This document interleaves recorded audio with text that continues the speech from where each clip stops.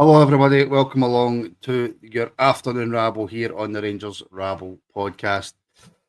My apologies again for being late. Who did win the bingo? When will the afternoon rabble start? How is everybody?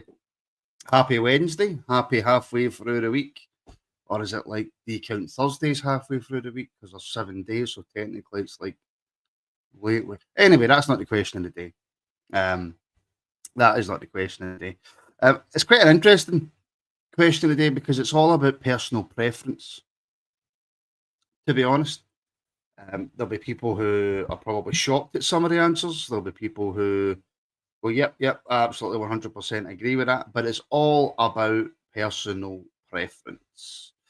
Because I was listening to some music today, and you know how when you listen to songs on YouTube, what happens is that they create playlists. And if you've listened to like a whole different variety of songs, the playlist comes up with all different. And so you're like, you've got a bit of rock, you've got a bit of pop, you've got a bit of punk, you've got a bit of everything in there. So that's giving you a clue. Happy hardcore. I mean, if that's your kind of thing, then yeah. That profile picture is very acceptable. Yes. I'd love to be Ronald Villiers. I would absolutely love to be Ronald Villiers. Breaking news: Belgium don't want Clement, and we're stuck with him. Well, you could be stuck with worse people, could you? So yeah, question of the day should be: should Martin bring back Slick back? Martin. Well, for those of you who don't know, I done a member show last night where me and Wolf reacted to the very first ever Rabble show. And you thought in like the recent years my hair was bad. Oh wow, it was slicked back and it came out at the bottom like a bit of a mullet. So that was in 2020.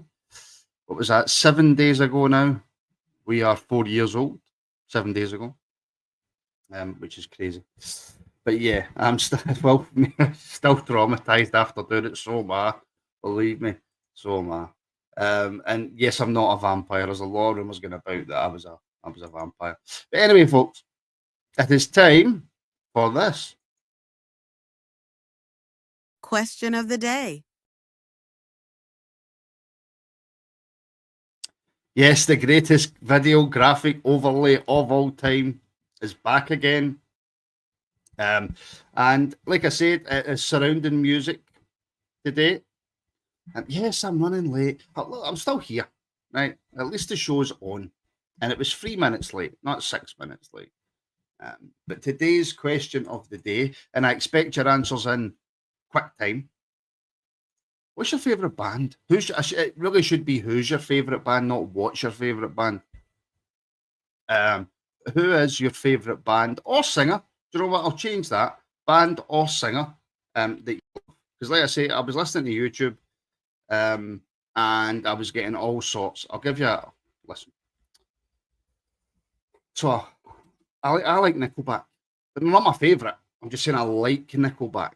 But I also like Pink Floyd and Dire Straits and that. So you're listening to a bit of Nickelback, and then boom, in comes some Pink Floyd. A bit of Linkin Park was in there as well. So I mean, I'm expecting to be able to tell the ages of people with this as well. To be honest, so I mean, there's a lot of up Queen, outstanding band, absolutely. ELO, Jeff Lynne, who for a bonus point went and joined a supergroup. What was that supergroup called? One of my favourite bands. Can't stand Oasis. Can't stand them. AC/DC, Fleetwood Mac, brilliant band, absolutely brilliant band. Linkin Park. There's only like 2 of their songs I've ever listened to be honest. Motorhead, I know them because back in the day I used to watch the WWF, and it was Triple H's theme tune, wasn't it? The Stranglers, phenomenal band. I think most of them are dead now. Phenomenal band. Again, another Fleetwood Mac. Prince, oh yes, absolutely love it. And well, No, I don't think you've spelt that right there, Aldo. Nobody's. There it is. There it is. Travelling Wilburys. Yes. Can anybody name the 5 main members of the Travelling Wilburys? I know I'm just this. It's becoming like a pop quiz. But can anybody name the 5 members? I've gave you Jeff Lynne, so you've got Jeff Lynne. How many? 3 are dead. So if anybody can name the 5 members of the Travelling Wilburys, before I bring in Alan, because as soon as I bring in Alan, I'm going to tell everybody, because I do. That's just not right, Alan. And I would think a man of your age would know. You've missed out one, Smudge. You've missed out one. Who is it? Come on, who have you missed? Only one of the biggest solo artists of all time. So Tom Petty, George Harrison, Roy Orbison, Jeff Lynne. Yep. Bob Dylan. How could you miss Bob Dylan? Anyway, that was today's Question of the day. Alan, tell me you've heard of the Travelling Wilburys. No, I've heard of him. Yeah. And do you like their music? The answer's yes, by the way. Yes, yeah. It was like the original supergroup for me. I love Roy Orbison. I like that. You know, it's very much a supergroup. Yeah, I mean, I was never big on Tom Petty, to be honest, but I like Jeff Lynne. I like George Harrison, albeit I don't like the Beatles. You know? But anyway, what's your favourite band or solo artist? I was always probably favour Oasis, Stereophonics, Coldplay. You know, even sort of gone a wee bit different. Radiohead, Nickelback. You mentioned, you know, I don't think sometimes you realise how big Nickelback actually are until you see one of the videos and some of the stadium crowds to sell out to, and just how much people buy into it at the gigs. But it's hard to pin one single favourite band, but probably Stereophonics would be up there with Coldplay. Stereophonics. Muse were absolutely brilliant to go and see live as well. Do you know, it's a band I've never listened to all of Muse's stuff, but they seem like the kind of band that I'd want to go and see live. No, I'd highly recommend it. A wee bit closer to home, Biffy Clyro, you know, deserve a shout as well. You know, phenomenal to go and see live. And Timothy's right, don't mention Oasis or you will be banished from the pod. Albeit I'm still trying, my missus loves them, and I'm still trying to get my missus an Oasis ticket, and it's quite difficult. They're fading away. Yeah. Is that an Oasis song? Aye. All right. Okay. See, that's lost on me. That's absolutely lost on me, Al. The Who, what a band The Who were. Do you know, a lot of people thought they were American, but they're not British. I think there's a lot of sort of acts that people are just have it in their mind. They're from a certain place and they get shocked when they find out the truth.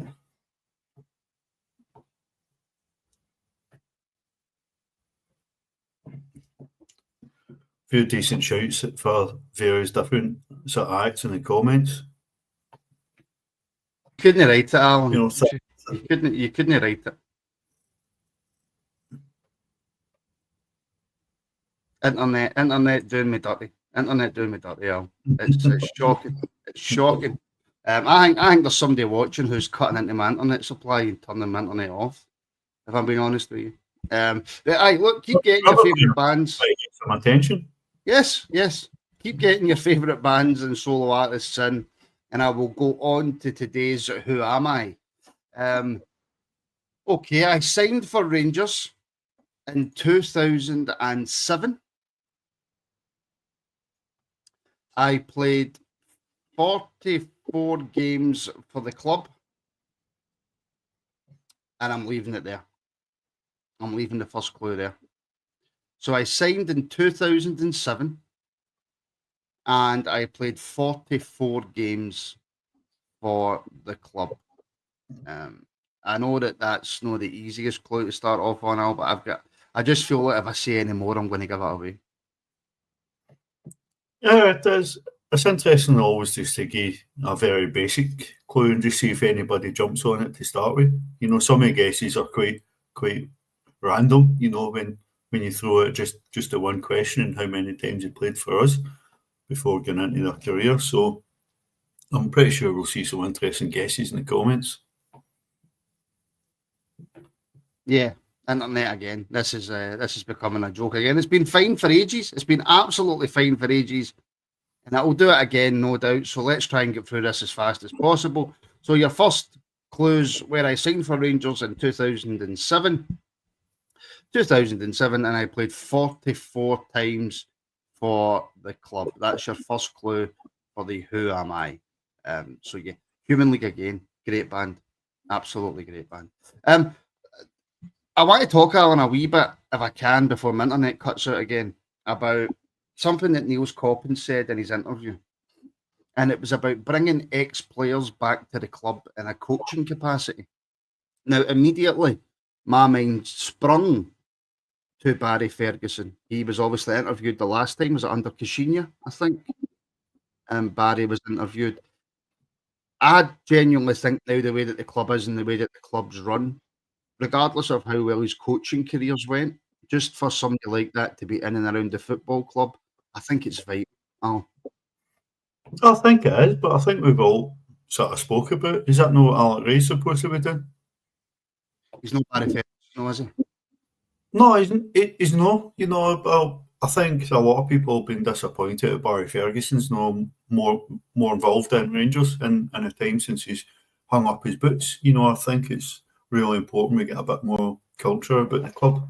You know, a bit more sort of knowledge of the club and what it means to the fans. You know, I was at a speakers night or at Edmondson House with Chris Boyd and Jermaine Defoe a few weeks ago, and you know they talk about what it means at the club. You know, the influence people like Jimmy Bell had. You know, the understanding that you need to win at Rangers. You know, performances are brilliant and all that, but you need to win. And I don't know that there's enough sort of Rangers knowledge here. You know, and you touch on that. You touch on some of the stuff Connor Goldson said. You know, and you take some of that with a pinch of salt based on some of his displays, maybe. But he's not wrong. There's not enough people that know what it means to be at Rangers. You know, at the club. You know, and some of Connor Goldson's comments absolutely rang true. They did. They absolutely did. But is there anybody who has been recently coaching? A lot of people are saying Kevin Thompson, decent shout.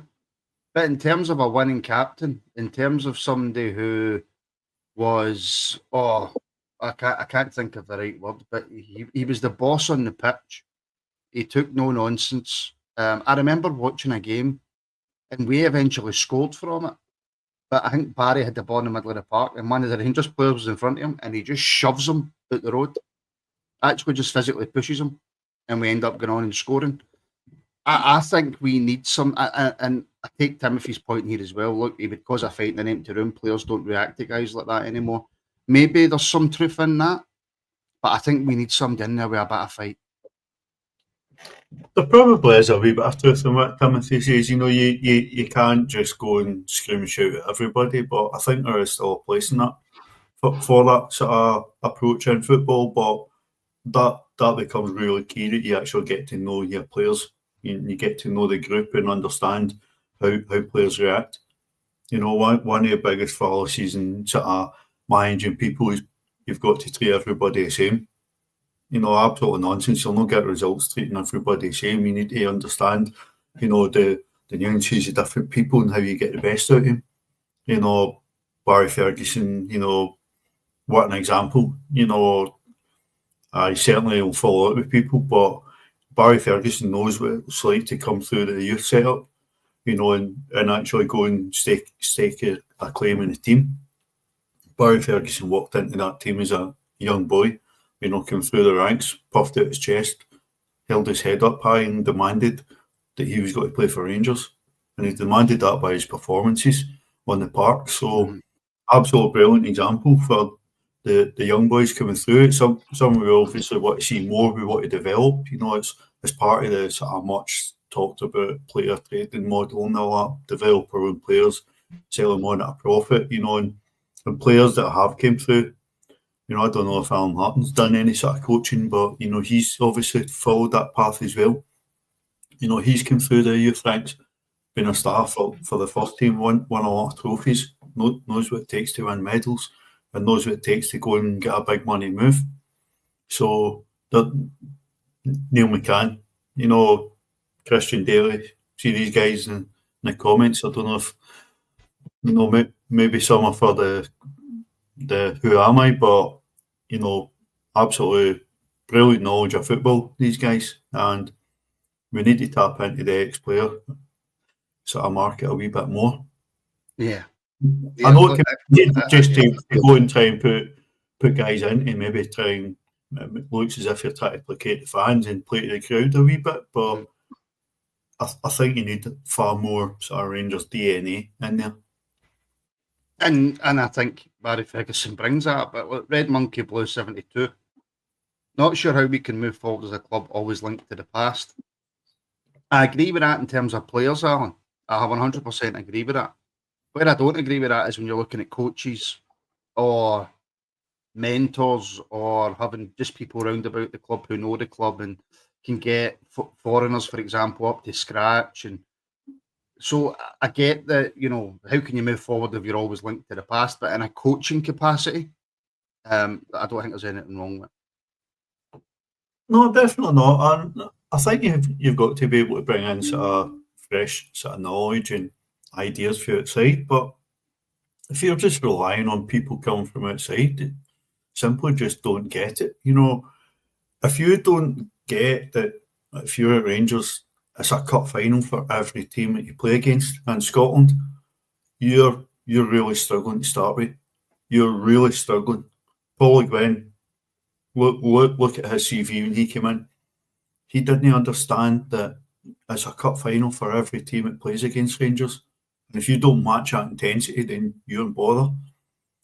Rangers play 38 cup finals in a league season because that's how teams approach games against Rangers. And if we're not setting up and approaching games with that sort of mentality, that intensity, that these are one-off games that we have to win, people are struggling. Where it's Paul O'Grien, where it's Pedro Cachina, where it's anybody else that's came in.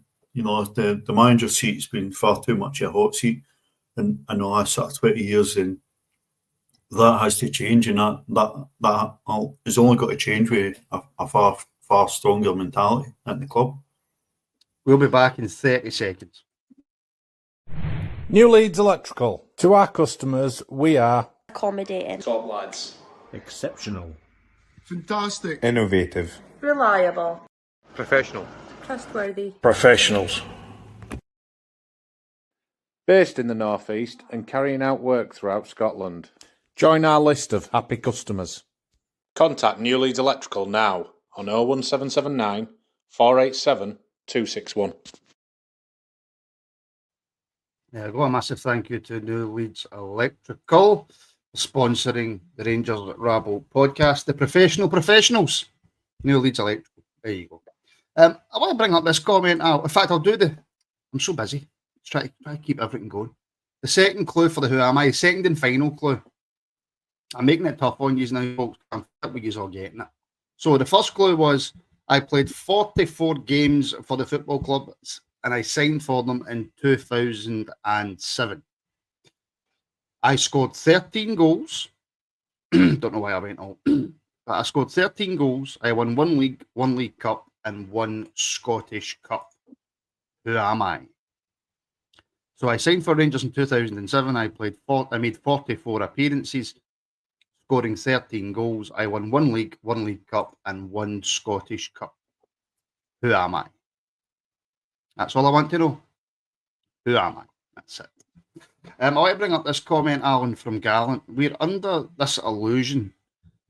We need some staunch Rangers man. We don't. We need someone fit and proper, regardless of previous links. Personally, when it comes to just somebody being around, say like, for example, the Jimmy Bell role, where obviously he was the kit man, he was the bus driver, he was everything, but he was also You know, he was also there to talk and speak and make relationships with players and let them know what the football club's all about. I would love somebody in just simply to do that role, if I'm being brutally honest. And that's where I think we need somebody who has been at the club, especially. And the reason that I say Barry Ferguson, I know, Alan, that he's talked some crap. That's him doing his media duties. There's 0% of me that thinks that he's anything less than a 100% Rangers man, right? He is. He just is. But he has spoke some crap in the media, and I've probably had a go at him in the past for doing so. But I just think somebody with his mentality, I think, is perfect for what we're trying to do. But on Gallant's point, sorry, Al. No, I think you make a great point on Barry Ferguson, you know, and sort of segueing a wee bit, but Boydie's getting a wee bit of stick for being so prepared to stick a boot in. But, you know, a lot like Chris Boyd, Barry Ferguson says the negative stuff because he cares. You know, he no take any great delight in, you know, sticking the boot into our club because they guys care. You know, they're calling out the sort of negative stuff about the club because it needs called out. You know, that it needs answered. But in terms of Gallant's point, you know, it's not the be all and end all to get somebody with maximum staunch points in, but it's important to get people to understand the mentality. We're bringing too many people into the club that are coming from mid-range teams, you know, who like to win, where it's nice to win, but, you know, if you put up a bit of fight, a bit of challenge, that's good enough. But that's not good enough at Rangers. You know, winning is what's good enough at Rangers. Mm-hmm. You know, understanding that if you go 2 or 3 games with a win, then you're in a crisis. You know, this isn't a project club. You know, this isn't a club to have a 3-year plan, a 5-year plan. Just go and find somewhere else. If you want a 3-year project club, you want a 5-year plan and longevity, you've got to win at Rangers today, as well as build for the future. And a lot of people just are not cut out for that sort of mentality. We need to be bringing people in and understand that. Whereas people have sort of came through the ranks and, you know, experienced it, sort of, your big clubs in Portugal and Holland who are expected to win all the time, or been in Spain and came through Barcelona, Real Madrid, you know, big clubs like this, you know, you need people to understand the pressure. No people have been around the houses and been at different clubs who aim to win and hope to win, but ultimately it doesn't matter if you don't. Right, we're probably going to have to finish this up quickly because my internet is absolutely killing me. I actually wanted to bring up something. I'm going to give you a final clue for the Who Am I, because not many people have got it, and I think I've maybe made it a wee bit too tough. So I'll give you that clue just now, right? And then I want to make a quick point to you all, and then we'll finish up. So I signed for Rangers in 2007. Here's the clue that should give it away. From Lens. I played 44 times for the club, scoring 13 goals, and I won one League Cup and one Scottish Cup. Who am I? There you go. Signed from Lens. Lens. I was watching. I'm going to start a new member show about classic games and stuff. And I put this in the group chat yesterday. I was watching the Leeds game at Ellen Road. Geez, what's up with my speech? And there was 9 Scots in the first team. Get the free foreigner rule. Stuart was very quick to point that out and give me a hard time about it. But I was watching a team full of Scots destroy the English champions over 2 legs. What did it finish? 4-2? It finished 4-2, 2-1 at home, 2-1 away. 2-1 at home, 2-1 away. And yep, Andy Gorham, Richard Gough, who was obviously born in South Africa, but classes himself as Scottish. Stuart McCall played for Scotland. I think the only people that was Mark Haley and Dale Gordon, I think, were the two who were obviously English. And it got me thinking, do you think they should bring back some kind of foreigner rule, whether it be 3, whether it be 4, whether it be 5 or whatever? Do you think they should limit so that it helps nations bring through their own players? I'd love to see it happen, but I don't think with all the sort of freedom of movement laws that it would ever be possible. You know, I think even if it was like a 5 foreigner rule, you know, so the majority had to be from your country, then you know I think it would be brilliant. You know, particularly for teams in sort of Scotland, Portugal, France, wherever. You know, and can maybe actually see just a wee bit more sort of leveling of the playing field. But Sorry, by the way, I should just say Richard Gough was born in Sweden. I'm getting shouted at for it. My apologies. Carry on now. Stockholm syndrome for you, but Yeah. you know, going back to the Leeds game, you know, absolutely phenomenal performance, you know, from a team, you know, going toe to toe with English league champions. I know it's a different ball game now, you know. I know we're not going to go down there and go toe to toe with Man City if we go in and play them in Champions League next season, you know. But you know, back at that time, you know, when it was sort of the 3 foreigner rule, and you look at some of the players we had to leave out of the games. Mm-hmm. Oh, no Peter Huster, no Alexei Mikhailchenko, you know, guys like him sitting in the stand watching, you know, and that team earning the right to play in front of these guys. So, absolutely brilliant memories for anybody that's seen the games. 100%. 100%. And I'm biased because I want as many players coming through the youth academy as humanly possible. I would love a team just full of youngsters who went on and battled and won leagues. And I know that's pie in the sky thinking and dreaming. But I just feel that, I mean, they'll never do it because it would never work for the English, would it? So they'll never ever do anything like that ever again. But I just felt that it was something that could possibly help Scotland. But there we go. Because we looked at the graph, was it a graph of percentage of minutes given to Scottish under-21s? Yeah, So far this season? that was posted in the Scottish football chat. You know, absolutely disgraceful start for pretty much every team but Motherwell, I think it was. Motherwell 8% or something. I think Rangers Celtic 0%. And yeah, it's really, really poor. And it's something that we definitely need to look at. Right, folks, why are people telling me that we've only got 29 likes? Unacceptable. Come on now, folks. 179 watching on YouTube. We're trying to grow the podcast. We're trying to get more people watching. The only way I can do that is if you watch the whole show and like and subscribe. Of course. Yeah, if people do that and support a channel, then Martin can put in a couple of bob in the meter and actually get his internet up to speed. Well, that's a dream, Alan. That's a dream.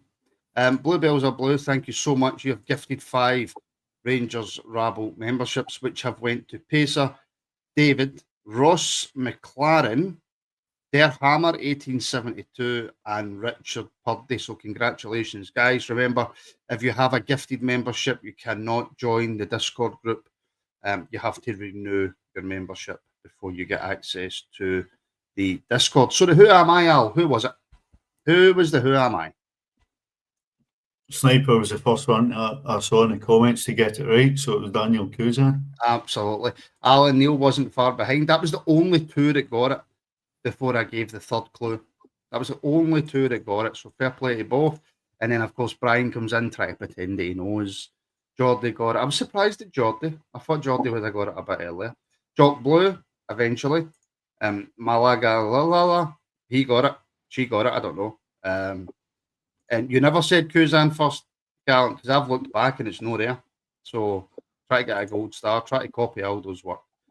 Bluebells are blue, also got it. So well done, guys. Right, okay. We are back tonight, 7:30 for your midweek members show. And then, of course, we're back tomorrow right here at 12:30. So thank you, everybody, for tuning in. A massive thank you for the gifted memberships from Bluebells are blue.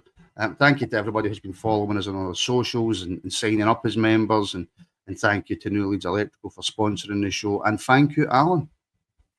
Oh, thanks, Martin. Always good to have a wee chat.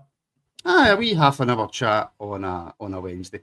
Well, I just don't believe you, Gallant. Right? So my decision's final. So nil point for Gallant. Okay. Thanks, folks, and we'll speak to you all very, very soon.